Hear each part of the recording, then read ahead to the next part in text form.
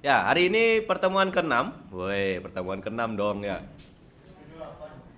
2 minggu lagi kita UTS. Ya, UTS bukan dibaca UTS ya, tapi UTS. Karena UAS dibaca UAS bukan UAS. Hari ini kita akan ngobrolin password. Ya, jadi teori apapun malah tekan skip. Ya, jadi teori tentang password. Ya, kamu kan pasti udah tahu yang mana makhluknya, kapan dipakainya gitu ya. Nah, password itu banyak teorinya. Ya, kita mulai dengan password itu opo maneh ya. Password itu apa? Jadi password itu bagian kunci dari informasi yang dibutuhkan untuk mengakses suatu sistem.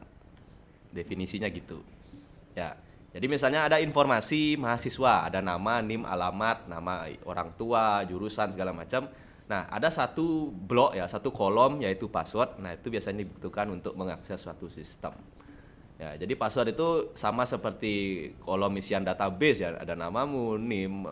Biasanya dia nyempil di situ juga. Nah, dia adalah kuncinya untuk mengakses suatu sistem. Ya, tentu kamu kalau mau buka SADS, buka nanti ngisi angket, buka apa, segala M-banking kah. Ya, akun Instagrammu ya. Semua ya, akun Instagram pacarmu kalau tukeran akun kan gitu. Ya. Ahem. Ya. Ada yang tukeran akun di sini sesat ya. Jangan ditiru ya. Jangan diajak. Ya, jadi password itu kuncinya. Jadi untuk mengakses suatu sistem. Ya, nah salahnya manusia, ya bukan salah sih ya. Jadi yang sekarang banyak itu terjadi itu adalah menggunakan password yang mudah diingat. Ya benar juga ya, kalau sulit diingat nanti gimana makainya kan gitu ya. Ya, mudah diingat ini definisinya adalah digunakan pada banyak sistem. Jadi IG-nya passwordnya itu. Ya, karena dia ngerasa satu untuk semua gitu ya. Jadi saya ingat password IG, saya bisa login Facebook, saya bisa login YouTube, saya bisa login semuanya gitu. Itu maksudnya mudah diingat. Jadi kalau dia ingat satu, dia bisa login di mana-mana gitu ya. Nah, itu yang salah ya. Lalu berkaitan dengan kehidupan ya, misalnya nama binatang peliharaan, ya nama pacar, nama mantan, semua ya. Itu tanggal lahir ya juga ada masuk. Itu yang sebenarnya keliru. Ya. Ntar kita bahas lebih detail. Ya, jadi sebenarnya yang sering terjadi itulah ketika ada akun dibobol, akun diretas, akun dihack itu, ya jadi si orang iseng itu tinggal gathering information aja seperti yang kita udah pelajari kemarin. Ya, lalu nanti dia nebak-nebak password pengguna. Kayak gitu. Ya, misalnya dia lihat story ulang tahunnya Rizka, ya sudah dia dapat tanggal, bulan, tahun, combine dikit ya sama namanya misalnya. Ya kebetulan masuk jeblos sudah ya. Kayak gitu ya. Lalu orang-orang akan bilang, wah kelemahannya rentan, ya aplikasinya jelek gitu ya. Padahal bikin story waktu ulang tahun. Sekarang kan gitu trennya ya. Ya, kalaupun tidak bikin story, repost story teman. Itu kan sudah kode yang publik banget kan gitu ya. Kode yang publik banget untuk mengetahui tanggal, bulan, tahun lahirnya. Ya, bahkan sekarang kalau tren keluar sama mama, akun mamanya di tag. Ya itu kan nama ibu. Bener nggak? Ya udah itu nama orang tua kandung. Ya, dan kalau biasanya kalau orang tua kita bikin akun Instagram, bikin akun sosmed, namanya nama aslinya. Wayan ini gitu ya. Made ini, Nyoman ini, enggak kayak akunmu. Gitu.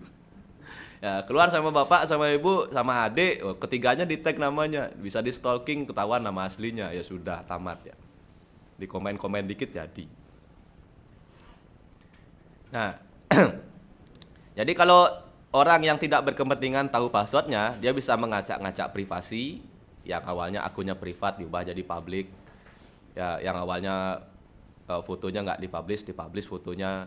Kan banyak ya, apalagi artis-artis sekarang kayak gitu ya. Jadi kalau kamu pernah lihat, bukan pernah lihat ya, pernah dengar, pernah tahu berita artis kok fotonya tersebar, wah, ya.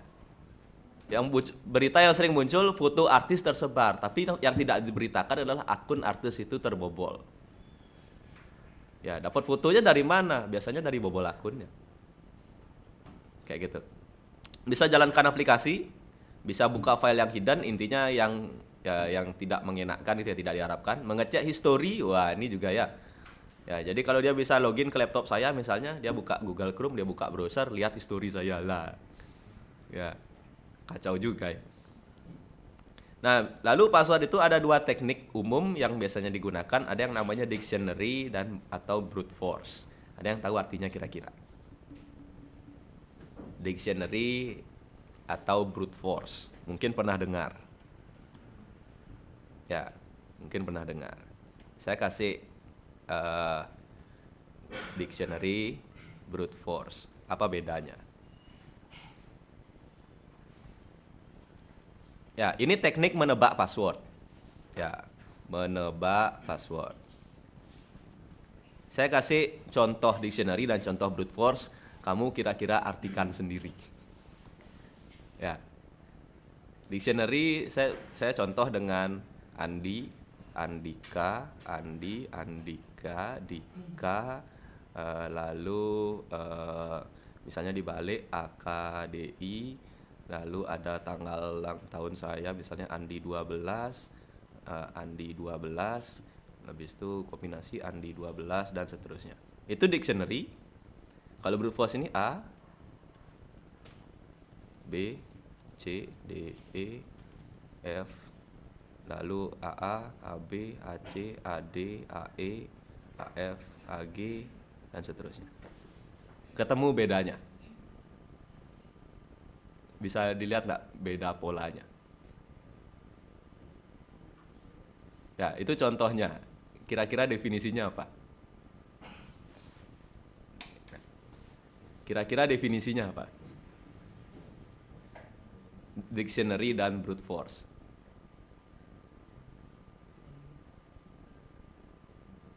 Kalau dictionary yang gimana, kalau brute force yang gimana?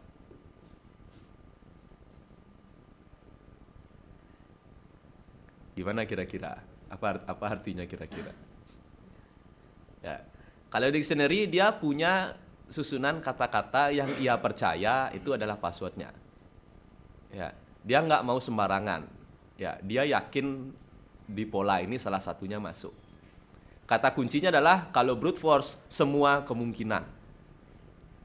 Ya, mulai dari A, B, C, D, E satu digit, lalu dikombinasikan A, A, B, A, C, A, D, lalu B, A, B, C, B, B, B, C, semuanya sampai ketemu. Itu brute force. Ya, jadi membabi buta dari situ. Ya, ujung-ujungnya apa? Password orang pasti ketemu. Tapi PR-nya waktunya. Ya, bisa berbulan-bulan, bertahun-tahun. Ya, kalau brute force. Kalau dictionary dia mengumpulkan informasi yang terkait dengan orang itu, ya. Lalu dia bikin kamus, seolah-olah kamus. Kalau di kamus kan ada kata-kata yang ngawur, nggak ada kata ABC, AB, AA, AD, kan nggak ada kata itu di kamus kan. Ya, itu analoginya. Jadi kalau dictionary itu ibarat dia punya kamus yang berisi informasi tentang orang itu, lalu dicoba-coba. Nggak ada yang ngawur tapi. Ya, kombinasi-kombinasinya jelas. Ya. Kalau brute force dia nggak kayak kamus, dia memang benar-benar mencoba segala kemungkinan yang ada. Ya, AA, AB, AC, AD dan seterusnya. Kayak gitu. Belum lagi huruf besar, huruf kecilnya, bisa tahunan, bisa lama. Ya, jadi teknik nebak password dibagi jadi dua, yaitu dictionary dan brute force. Bedanya kayak gitu. Ya, kalau di brute force dia mencoba segala kemungkinan. Apa aja. Tapi biasanya berurutan. Ya, kalau dictionary dia punya sebuah file yang isinya barisan kata-kata. Jadi nggak main A, B, C, D, nggak main gitu dia. Jadi lah ya langsung nebak. Pakai feeling. Kayak gitu ya. Itu dictionary dan brute force. Nah, lalu tipe password. Ya, tipe password itu ada yang hanya huruf, hanya angka, hanya karakter spesial. Tahu karakter spesial kan? Tanda seru, pagar. Ya. Karakter yang bukan huruf, bukan angka dapat ditemukan di keyboard komputer. Itu karakter spesial. Ya. Jadi di keyboard komputer itu kan ada tanda seru, pagar, dolar, persen, capil itu, dan bintang, kurung, ya. Nah, itu karakter spesial. Ya, itu maksudnya karakter spesial. Huruf angka, hanya huruf karakter spesial. Maksudnya ini adalah Ya, sistem bisa mengimplementasikan ini, kan beda-beda ya. Ya, ada yang minta tanpa karakter spesial. Ada yang wajib harus ada karakter spesialnya. Ada yang hurufnya harus besar 1 minimal. Ya, ada yang angka semua misalnya. Ya, PIN ATM mintanya angka semua. Ya, password IG misalnya bebas. Ya, lalu yang apa mungkin lagi? Transaksi misalnya mintanya ada karakter spesial dan macam-macam. Ya, tipe password ini bisa dipakai oleh pengembang sistem ya, siapa aja ya, dia tergantung kebutuhannya maunya gimana. Ya, beda-beda kayak gitu. Ya, contoh yang kita pakai sekarang misalnya M-Banking kan angka semua. Berarti dia pakai yang nomor 2, hanya angka. Ya, kalau sosial media dia bisa apa aja. Tidak diwajibkan ada huruf besar gitu misalnya. Ya. Kalau email mungkin minta huruf besar 1. Nah, itu beda-beda ya. Jadi kalau sekarang ini biasanya digunakan untuk mempersempit ruang si peretas. Contoh, ketika dia sadar dia akan membobol M-Banking, berarti dia fokus hanya angka aja. Mainnya ke situ. Ya. Kalau dia fokusnya sekarang mau meretas sosial media, berarti dia harus memikirkan kombinasi yang paling banyak. Ada huruf, angka, karakter spesial. Ya. Ini bisa digunakan untuk membuat dictionary atau pakai brute force. Jadi bikinnya susunannya kayak gimana, tergantung tujuannya. Ya, kalau membobol M-Banking nggak mungkin dia masukin huruf. Ya, sehingga dia nggak perlu masukin huruf di dictionary atau brute force-nya dia. Kayak gitu. Ya, jadi karakter ini harus diketahui oleh si peretas, juga si pengembang sistem. Kayak gitu. Jadi kalau angka ya angka semua ditetapkan, kalau mau angka, huruf, karakter spesial ya ditetapkan seperti itu, dikasih tahu usernya kalau mau bikin akun passwordnya kayak gimana. Kan biasanya kita dikasih tahu ya. Jadi kalau mau register, ketika mau bikin passwordnya kita biasanya dipandu. Ya, kamu harus masukin minimal 8 karakter, maksimal 12 karakter, ada huruf, ada angka, ada karakter spesial. Gitu misalnya. Kalau di ATM, ya Bapak Ibu silakan input PIN-nya, angka semua. Ya, kayak gitu. Nah, berikutnya kita akan main-main, tapi mainnya sendiri aja gitu ya. Ya, ada 3 aturan saat bikin password. Kamu silakan ingat di pikiran aja, nggak usah ditulis, nanti diintip temanmu ya. Ya, ingat password sosmedmu boleh, ya password sosmed lah ya. Salah satu diingat aja, nggak usah disebut ya. Nanti tiba-tiba ada yang login. Ya, login sekarang tuh ngeri ya. Jadi kalau login IG itu cukup tahu password aja. Loginnya kan bisa pakai username. Ya, username udah diketahui sama temanmu, berarti dia butuh 1 field lagi, passwordnya doang. Ya, kalau login email kan dia harus tahu emailnya dan tahu passwordnya. Kalau login sosmed sekarang login IG, username dan password. Username-nya udah telanjang, udah bisa dilihat di mana-mana. Tinggal butuh passwordnya aja. Kan gitu ya? Iya, ngeri. Ya, udah diingat semua passwordnya di kepala? Udah? Ya, tapi jujur ya. Tapi jujur. Tidak terkait dengan nama pengguna. Berarti kalau passwordmu ada namanya, kamu gugur dari permainan ini.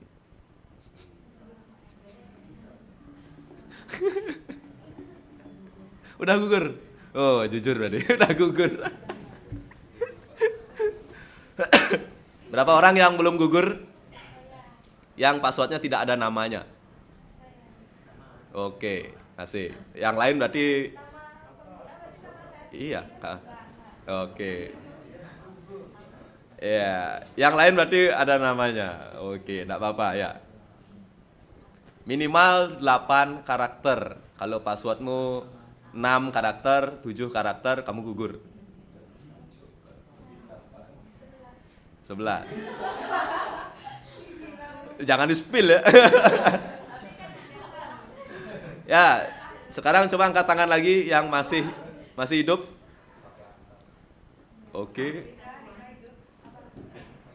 Masih hidup ya. Berarti lebih dari 8 dan tidak ada unsur namamu. Benar ya? Nah. Kombinasi. Jadi kalau polosan semua, huruf kecil semua kamu gugur. Kalau nggak ada angka atau huruf, nggak ada angka atau karakter spesial, kamu gugur. Nah, sampai sini siapa yang belum gugur? Nah, sisa 2 orang ya? 2 orang, 3.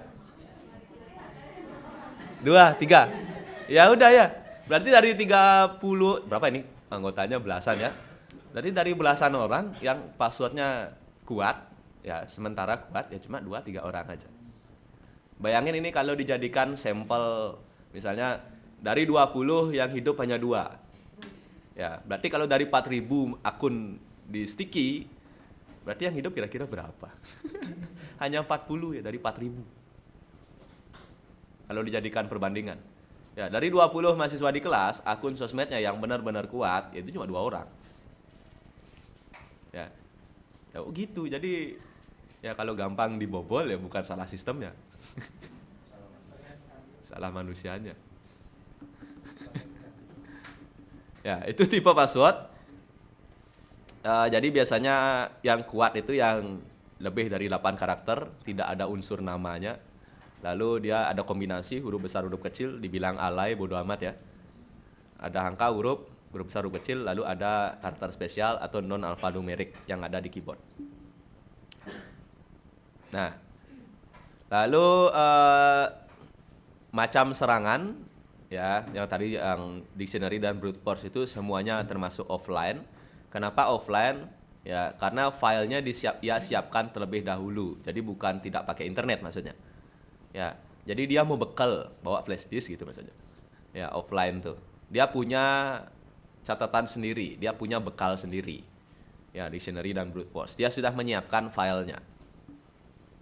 Lalu ada passive online, aktif online, dan non-elektronik. Non-elektronik ini kita sudah bahas kemarin. Ya, ada shoulder surfing, ngintip dari belakang, social engineering via telepon, keyboard sniffing juga sama. Ya, intinya orangnya lagi ngetik diliatin gitu ya. Itu yang non-elektronik, kita akan bahas satu-satu. Ya, passive online. Ya, passive online biasanya itu menyadap jaringannya. Jadi ketika saya duduk di coffee shop gitu misalnya, ternyata yang punya coffee shop masang mata-mata atau pengintai di routernya. Bisa gitu. Dan saya tidak tahu. Passive attack tidak dapat dideteksi oleh pengguna. Jadi saya tidak tahu password saya disadap. Ya. Jadi walaupun password saya dienkripsi ya, jadi sebenarnya ketika saya berinternetan itu ya, contoh kamu pasti pernah baca ini, apalagi yang pakai WA ya, end-to-end encryption. Ketika kamu lagi nelpon, video call, ya lagi kirim pesan, biasanya teks ini muncul. Ya, pernah baca ya, pernah lihat ya. Nah, artinya apa kira-kira? Jadi ketika ada 2 orang, ya si A dan si B, ya ngirim pesan, ya gitu misalnya. Ya, si A ngirim pesan, kuliah Pak Andika hari ini. Ngirimnya ke B nih. Ya. Ini yang diketik si A, ya di servernya WA ini nggak kelihatan. Ya, ini akan jadi sembarang ini. Saya ketik sembarang ya. Itu. Nanti ketika sampai di HP-nya B, baru jadi pesan yang sama. Kuliah Pak Andika hari ini. Jadi ketika kamu berinternetan, ya ada muncul fitur ini, end-to-end encryption. Itu maksudnya dari ujung ke ujung datamu di-encrypt. Ya, maksudnya gitu. Ya, end-to-end encryption biasanya ketika kamu video call WA deh, itu pasti akan muncul tulisan ini. Itu berarti usernya dikasih tahu, oh kalau kamu video callnya ini selamat kok, aman gitu ya. Jadi dia menjamin datamu. Ya, jadi si pegawai WA sebenarnya nggak bisa lihat apa yang akan kamu kirim. Ya, tapi bukan berarti kamu bebas ngirim hal yang aneh-aneh gitu ya. Ya, apapun yang nggak cuma teks ya. Jadi kalau kamu kirim foto, kirim video, sebenarnya semuanya di-encrypt sama WA. Jadi dia nggak bisa lihat. Ya. Jadi ketika mau dikirim itu filenya dibungkus ya, semacam dikemas, lalu jalan-jalan di internet, di jaringan, nyampe lagi di HP penerima, baru dibuka lagi. Itu yang terjadi. Itu nama fiturnya end-to-end encryption. Ya. Lalu kembali ke kasus saya duduk di coffee shop, ya. Jadi ini WA, lalu saya tambahkan lagi coffee shop ya. Ya gitu ya. Si coffee shop bisa menangkap ini. Ini ditangkap sama coffee shop. Ya. Walaupun ini ditangkap, ada software untuk membuka ini. Nah, jadi perjalanannya ceritanya kayak gitu. Ya, itu namanya hash yang ini. Hash tool. Ya, hash tool.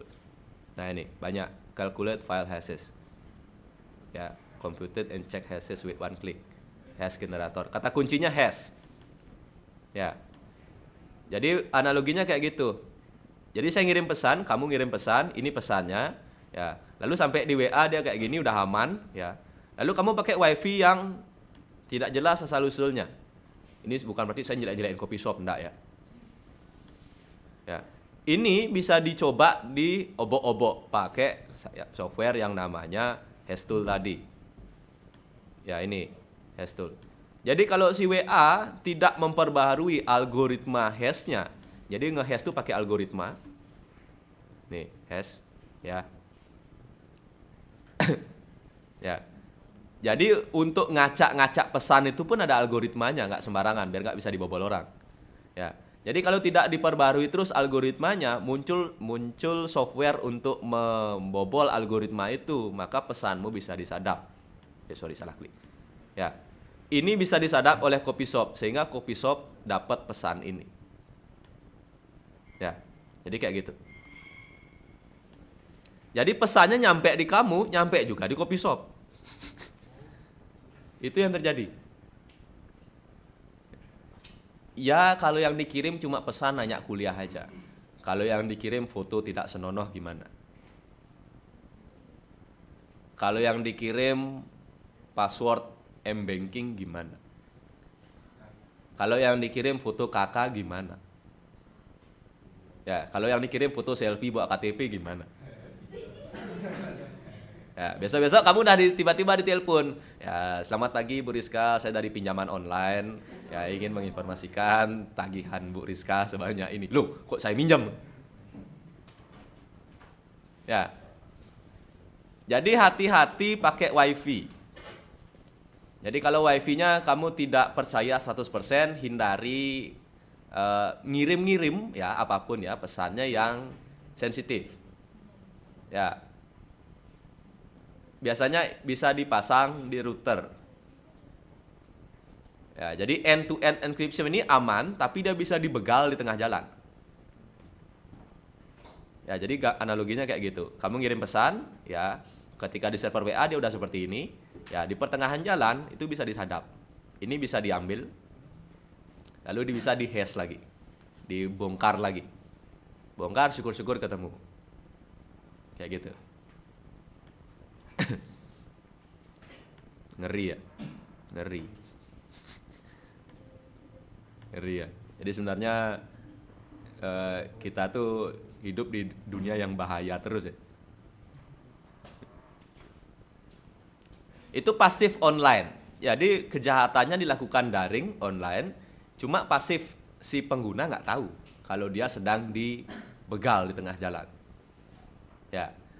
Nanti akan ada praktikum kita mencoba begal ini. Cuma pakai teknologi yang agak kuno, tapi tujuannya untuk belajar aja. Ya. Jadi nanti kita akan coba. Ya, silakan. Ya. Nanti kita akan coba internetan, ya. Kita akan coba internetan, lalu kita akan begal pakai Kali Linux nanti. Ya. Jadi satu orang ngirim pesan, ngirim apa gitu, lalu kita stop di tengah jalan, kita ambil dia. Itu bisa dipraktekkan nanti. Berikutnya aktif online. Ya, kalau aktif online ini menebak-nebak aja, jadi efektif untuk password yang lemah. Ya, dari 20 kepala di sini, 18 sudah lemah passwordnya. Ada namanya, tidak ada kombinasinya. Ya, kira-kira kayak gitu. Ini aktif online yang apa namanya? Yang sudah kamu ketahui. Ya, jadi metode nebak password yang lumrah ya. Ditebak-tebak aja tuh passwordnya gitu ya. Passwordmu yang gampang, nah gitu ya. Jadi yang udah ketahuan. Offline attacks ini yang tadi pakai dictionary dan brute force.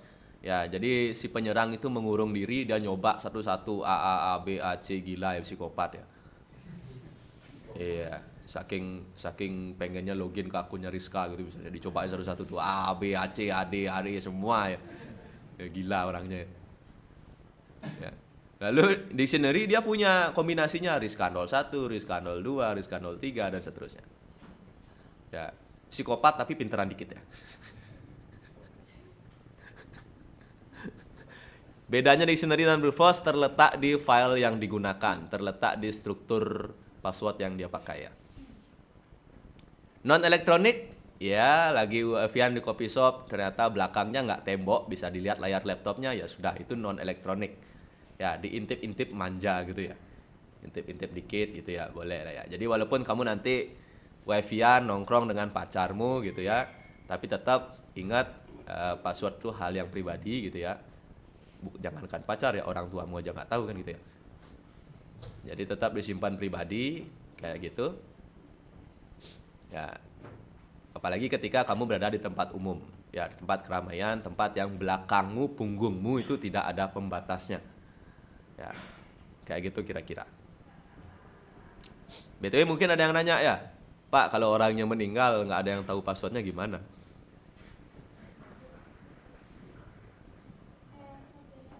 Ya, apapun itu bisa request ke pengelola sistem. Ya, ketika kamu bikin akun ATM, M-Banking itu yang kamu tanda tangani tapi kamu nggak baca itu, surat pernyataan itu. Ya, kalau kamu baca itu ada tulisan yang menyebutkan bank berhak untuk mereset akun atau password jika pengguna. Ya, intinya saya lupa kalimatnya tapi ada yang bilang mati. Ya, jadi ketika kamu meninggal, pihak keluarga bisa bawa misalnya akte kematian, lalu nanti ATM-mu akan di-reset. Ya, biar di-reset untuk dinonaktifkan. Jadi biar ATM-nya juga ikutan mati gitu ya. Ya, banknya kan nggak tahu kamu meninggal.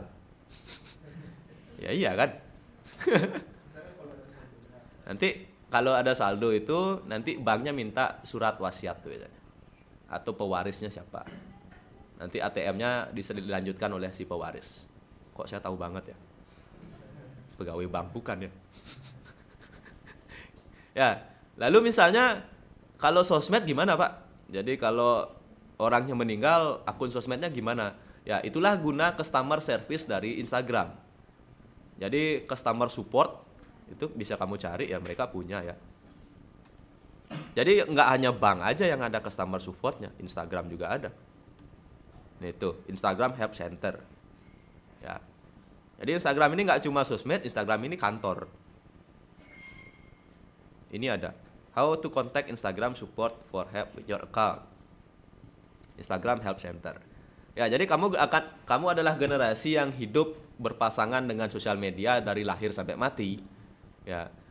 Mohon maaf generasi orang tuamu belum seperti itu, kamulah generasi yang pertama.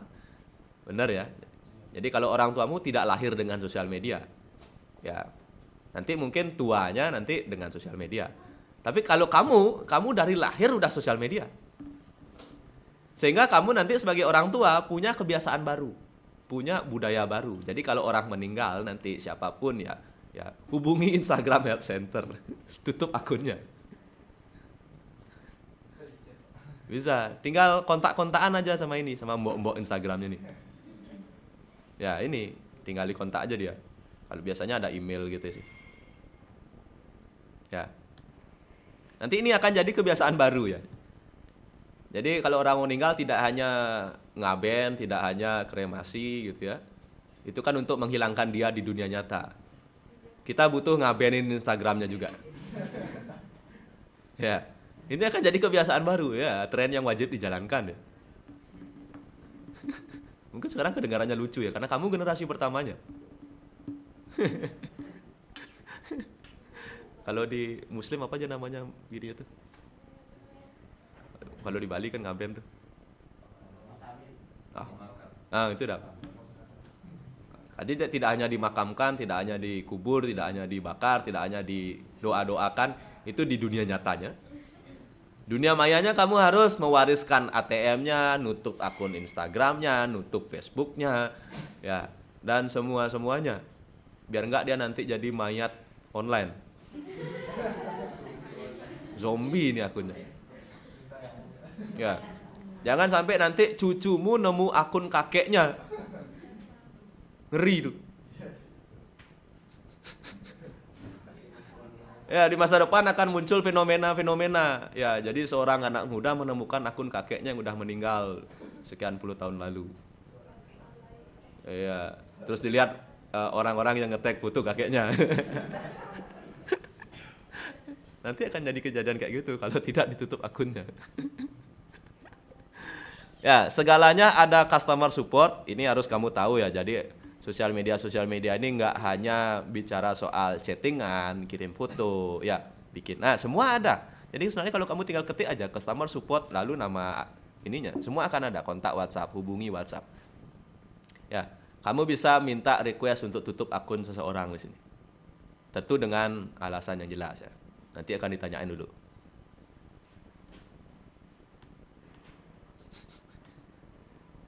Iya, intinya mata kuliah saya seram ya. Kemarin bahas penjara, sekarang bahas kematian.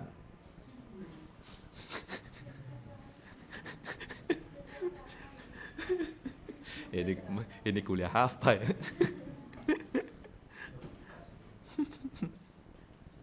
Bentar ya, saya ganti koneksi dah. Ini koneksinya mode kesabaran tingkat tinggi. Nah, mana wifi-nya nih? Nggak modal. Iya, saya nggak modal. Nggak modal kok saya ini pakai wifi. Bentar, belum muncul nih Android-nya. Nah, ini dah.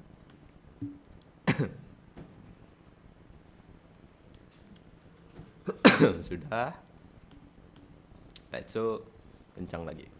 Nah, tips ya, jadi jangan pakai default password 123456 PASSWURD. Nah, hindari yang itu udah basic banget ya.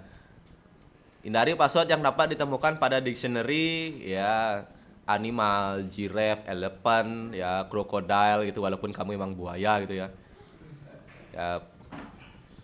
Ya playboy segala macam, sticky, insticky, intinya yang merupakan sebuah kata hindari, bikin ngawur-ngawur dikit gitu ya. Hindari hostname, domain name yang dapat ditemukan pada whois. Kita kemarin sudah pakai whois. Hostname, domain name, saya kasih tahu contoh yang paling simpel. Email saya ini, email saya ini. Jadi hindari password yang pakai ini.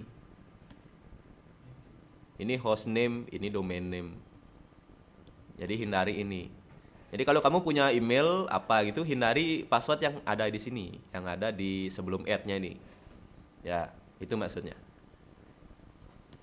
Ya, ini host at domain. Apa domain at host ya? Domain host. Sorry kalau kebalik ya. Nah, ternyata yang domain itu yang .com-nya. Berarti saya, udah benar ya.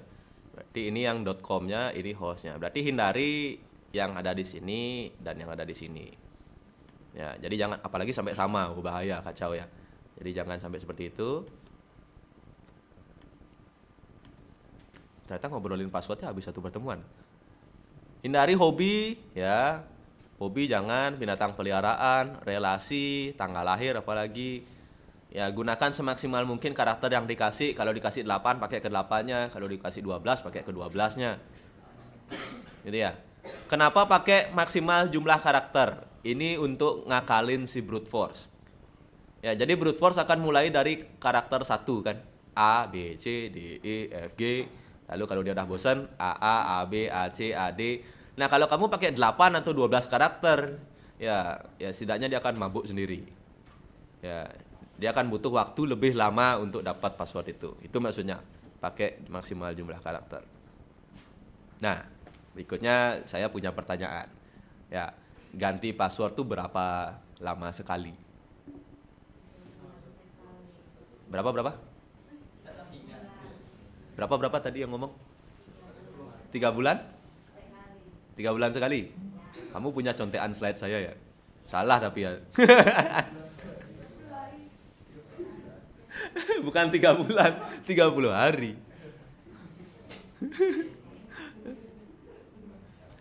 Ya, kalau terlalu sering kamunya lupa. Kalau terlalu lama diragukan keamanannya. Idealnya tiap 30 hari. Ya, kamu terakhir ganti password kapan? SMP, Pak. Kamu terakhir ganti password kapan? SMA. Kapan? Nggak ada yang bulan lalu. Bulan lalu ada. 2 minggu lalu. Nggak ada. Sekarang saya ganti, Pak.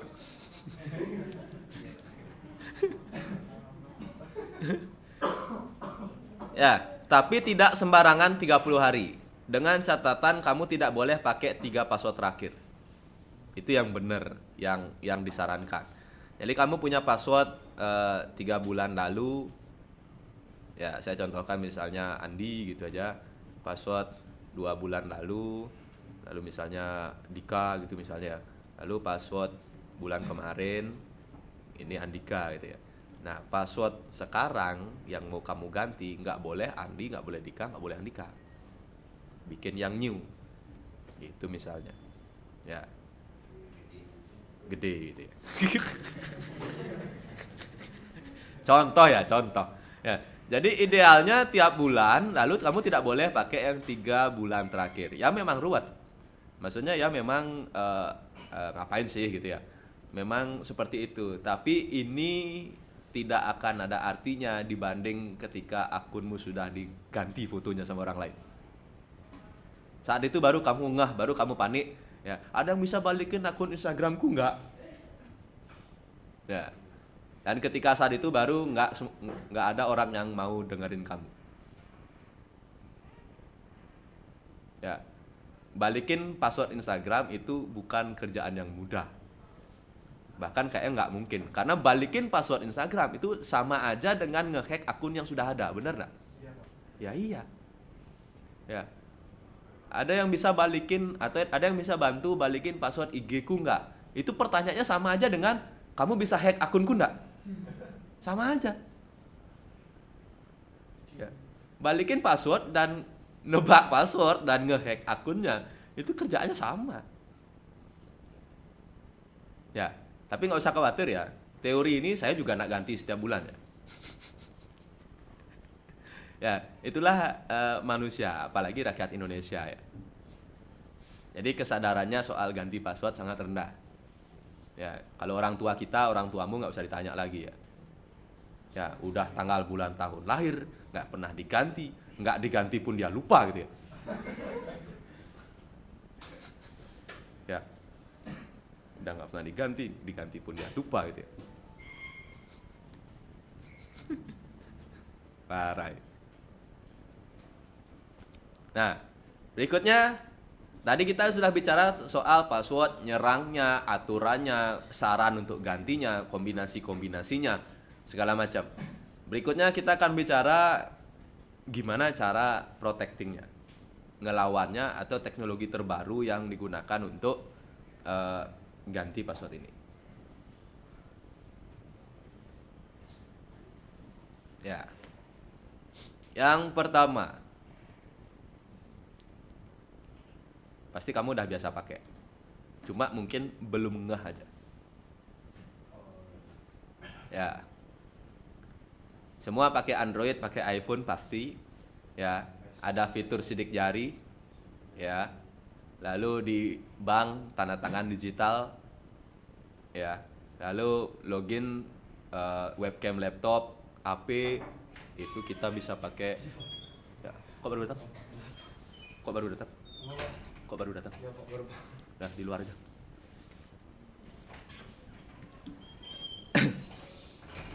Ya.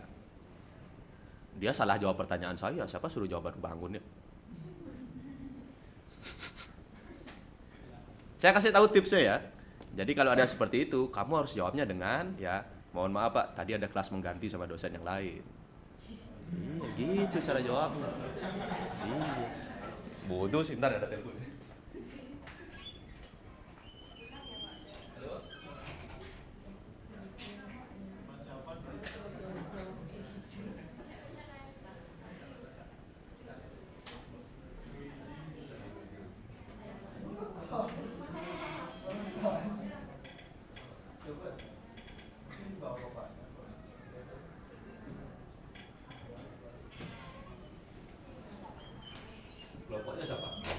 Oh iya, udah dikasih laptop katanya.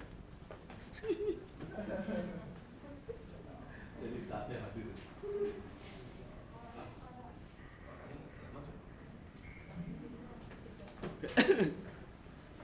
Oke ya, kita lanjutkan. Sorry ada telepon. Nah, saya malah bongkar triknya, nanti nggak ada yang di luar lagi ya. Ya, kamu mungkin sudah pernah pakai voice recognition. Halo Google, ya, ya, show me where is Instaki. Ya, gitu bisa. Hello Google, set alarm for me at 6 AM, gitu misalnya. Ya. Biometrik, sidik jari pasti semua sudah pernah pakai, digital signature, bikin eKTP, bikin banking, ya face recognition, webcam laptop, ya login pakai ke HP-mu juga bisa. Ya. Teknologi ini muncul tujuannya tidak lain tidak bukan gantiin password konvensional. Ya. Karena secanggih apapun urutan 8 12 karakter manusia, ya, itu suatu saat bisa saja dibobol. Ya, walaupun dictionary, walaupun brute force butuh waktu bertahun-tahun, ya lama, kebobolan juga. Dibanding sidik jari. Ya. Sidik jari tidak bisa dibobol kecuali kamu potong jari orangnya. Intinya mata kuliahnya serem nih pokoknya. Ya. Bicara kematian, bicara penjara, sekarang mutilasi, wah. Pokoknya genrenya gore nih. Psikopat tadi, ya. Ini kita belajar apa gitu ya. Face recognition, tidak mungkin kamu masuk ke HP temanmu yang pakai face recognition kecuali kamu tarik kepalanya gitu ya. Oke, fotonya, kalau kebetulan sama gitu ya. Ya, itu teknologi ini hadir untuk menambal kelemahan password. Ya, tidak lain tidak bukan. Karena tiap manusia itu dilahir dengan keunikan ya, ada part tubuhnya yang tidak sama dengan manusia lain di seluruh dunia. Gitu ya. Hah? Kembar pasti beda. Jarinya pasti beda. Jarinya tetap beda. Ya, apa yang kamu lihat mata, hidung, mulutnya itu sama, itu kalau diteliti lebih detail tuh nggak sama sebenarnya. Mirip banget yang ada, bukan sama. Mirip banget. Iya, kasat mata ulah hantu sekarang ngomong-ngomong aja. Ya, jadi sidik jarimu itu tidak akan sama dengan semua manusia yang ada di dunia. Polanya beda, segitu saktinya Tuhan bikin ya. Ya, Tuhan bikin lewat orang tuamu yang bikin gitu ya. Itu saktinya, ya. Kok ngomongnya jadi kemana-mana ya. Ya, lalu kenapa bikin SIM, bikin KTP pakai sidik jari, dan kenapa di usia 17 tahun itu ada alasannya juga. Karena kalau kamu umurnya sudah 20, 30 ke atas, itu ada kemungkinan nanti sidik jarinya akan halus. Karena berbagai faktor. Sekarang masih bagus pasti bentuknya. Ya, biasanya nanti dia akan menghalus, maksudnya hilang gininya itu karena berbagai faktor. Salah satu contohnya adalah kalau orang Bali netek base. Ya, bawang, isen, kunyit, jahe, itu kalau kamu sering nanti bergelut dengan itu, jarimu akan halus dengan sendirinya. Hilang tuh sidik jarinya. Ya, kalau kamu pernah lihat nenek-nenek, ibu-ibu bikin KTP, dia akan lama di proses ngerekam biometriknya, jarinya. 10 jarinya rata semua. Ya, 10 jarinya rata semua. Ya, enggak bisa. Dan kalau kamu tahu, kebetulan saya pernah kerja di Puspom di Capil di Badung, saya orang yang ngerekam KTP. Ya, sistem KTP itu kalau 10 jarinya sudah aus dibaca, dia akan next, skip. Ya, jadi di KTP itu nggak ada data jarinya. Capek sistemnya ngerekam. Ya, jadi nggak ada nginput pakai diambil pinjam jari orang lain, nggak ada. Jadi kalau ke 10 jarinya habis, nggak ada biometriknya lagi, di skip. Makanya diambil berikutnya dari kornea mata, retina itu. Retina apa kornea, intinya matanya tuh. Ya, matanya itu baru nggak bisa aus kecuali dia meninggal. Ya, yang katarak nggak bisa karena kalau nggak salah itu rusak bagaimana ya, itu ya matanya. Ya, yang katarak kayak gitu. Tapi kalau katarak kan kecil kemungkinannya. Ya, jadi teknologi-teknologi ini hadir untuk memperkuat keamanan sebenarnya. Jadi jangan risih, ngapain sih HP ini minta jempol-jempolku gitu ya. Ngapain sih aku harus login pakai muka gitu ya. Karena sekali lagi tujuannya adalah untuk keamanan. Kayak gitu ya. Ada satu lagi RFID, radio frekuensi identifier, apalagi itu kepanjangannya ini, radio frequency identification. Nih, pernah lihat kan? Orang nempelin kartu TED gitu. TED gitu ya. Ya. Ini di tol ya, beberapa kantor pakai kartu ini ya, kayak gitu, ada saldonya, nanti kadang bisa kayak gitu. Tujuannya apa ya? Untuk keamanan juga. Jadi teknologi-teknologi ini muncul. Karena password 6 digit, 8 digit, 12 digit ya pasti bisa dibobol. Ujung-ujungnya dia hanya A sampai Z, 1 sampai 0, karakter spesial. Dah itu aja sebenarnya. Kalau yang ini dia memang benar-benar unik. Nah, ini teknologi yang kedua, bukan biometrik. Ada yang tahu ini apa maksudnya?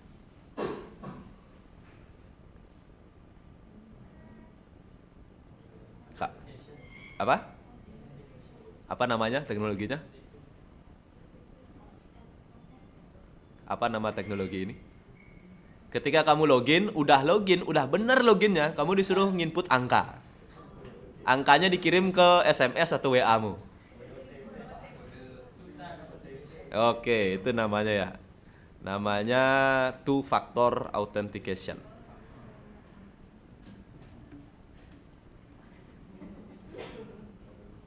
Ya. Jadi ini bukan biometrik. Jadi tidak ada pakai jempol, tidak ada pakai muka gitu ya.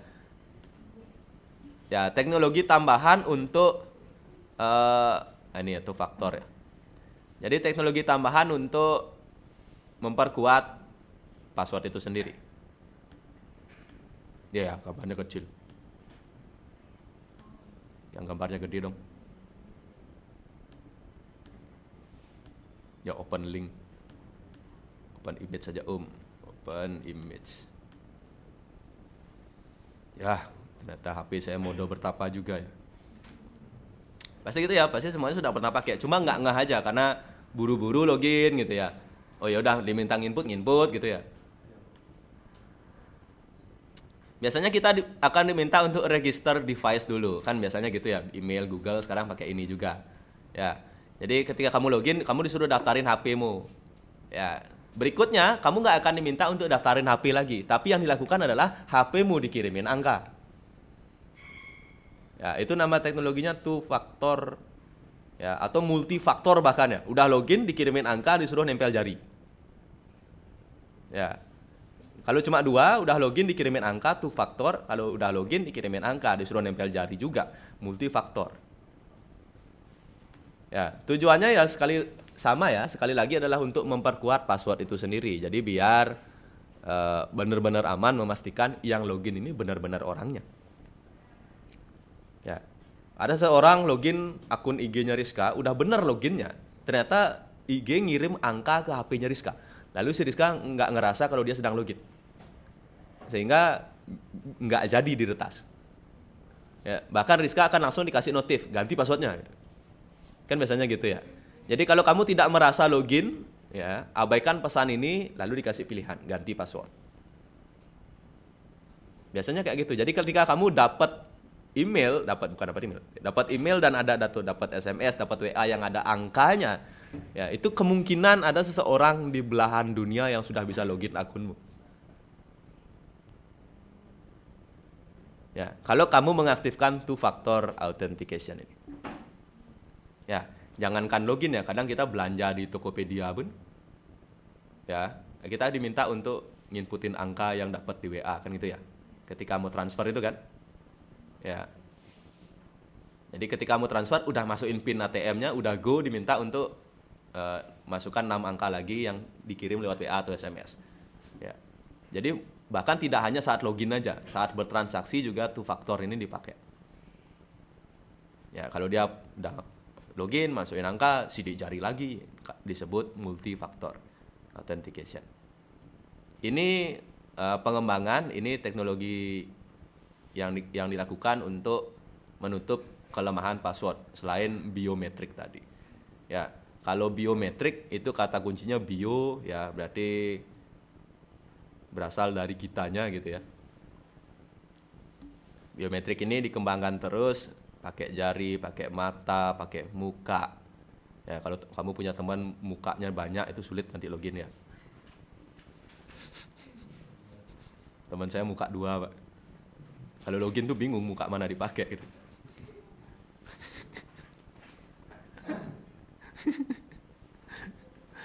Oke.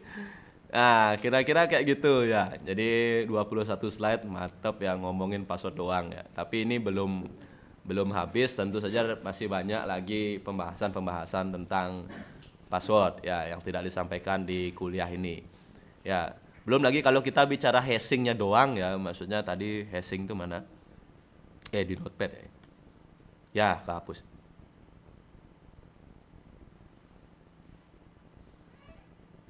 Nah, kalau kita bicara ini doang, ini pun bisa jadi 16 pertemuan ya. Jadi ngitung manual gimana ngubah ini jadi ini. Lalu ngitung lagi gimana balikin ini jadi ini. Ya. Itu tuh bisa jadi 16 pertemuan, satu mata kuliah lagi ya. Kira-kira kayak gitu, namanya kriptografi. Kriptografi bagi ada yang pernah dengar. Nah, ini. Jadi menyembunyikan ya, menyampaikan pesan secara tersembunyi dengan memanfaatkan fitur enkripsi data. Jadi apa yang kamu kirim, nah ini contohnya ya, halo Alice di encrypt jadi kayak gini, ya ada K-nya di decrypt lagi jadi hello Alice lagi. Kayak gitu. Nah, ini contohnya ya, rumah jadi XASGN, ditukar-tukar gitu hurufnya. Intinya kayak gitu ya. Pusing ya. Ada yang ditanyakan kira-kira tentang password?